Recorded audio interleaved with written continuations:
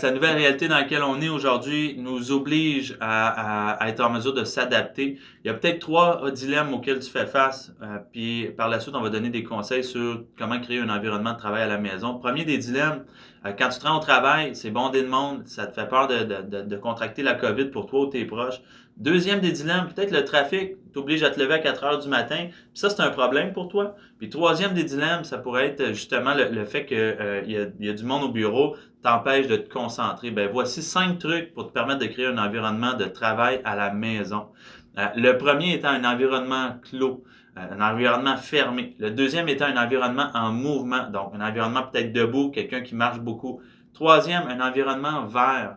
Le quatrième, un environnement partagé. Et le cinquième, un environnement restreint.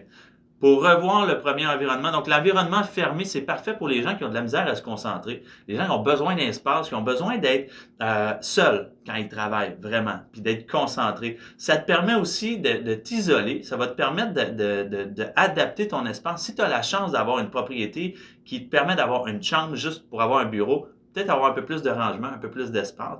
Va te permettre aussi de fermer la porte pour pas être dérangé par la laveuse ou la sécheuse quand ça sonne. Permettre aussi si, exemple, il y a d'autres personnes à la maison, ben, de mettre le loquet dans la porte et dire non, moi ici c'est mon espace de travail et puis je me concentre. Le deuxième environnement, c'est parfait pour les hyperactifs. Pour moi, OK? Donc, on parle d'un environnement de travail en mouvement, donc debout, ça va te prendre une table amovible qui s'ajuste. Ça va te prendre un siège déplaçable pour te permettre justement de, quand tu es en appel, tasse ton siège, tu te mets à marcher, faire des va-et-vient. Quand on est sur le téléphone toute la journée, souvent, on va faire beaucoup de va-et-vient, on va marcher. Donc, ça te permet d'avoir une bonne posture, ça te permet de dépenser de l'énergie et d'être plus productif. L'environnement vert, si pour toi, le fait d'un bureau à la maison sonne sombre, dépression, etc., ben, c'est parfait pour toi. Installe-toi sur le bord d'une fenêtre, donc pour faire ton bureau, sur le bord d'une fenêtre, des plantes, pas trop loin.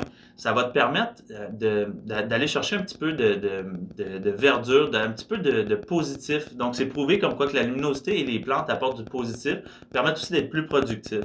Si vous êtes deux à la maison, tu travailles en télétravail avec ton conjoint ou ta conjointe, ton coloc, peu importe, ben, ça va être important de connaître chacun les horaires des deux pour être capable de vous ajuster. Ça va être aussi important d'avoir chacun votre espace, OK? Donc, votre espace peut être, ben, on travaille sur la même table, un en face de l'autre, mais on est concentré au travail, ou ça peut être aussi chacun dans une pièce si l'environnement vous permet de le faire.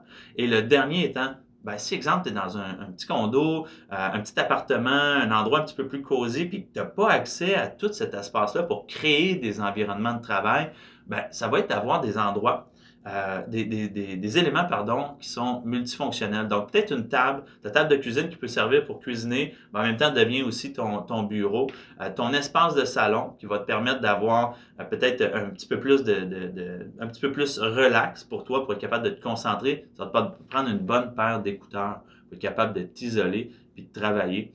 Puis, malgré toutes ces suggestions-là, puis si jamais vous n'êtes toujours pas convaincu des environnements de travail qu'on vous partage, vous pouvez aller voir sur notre site internet, legroupelamar.ca, puis aller lire l'article au complet. Il y a encore plus de trucs qu'on vous partage sur le blog directement.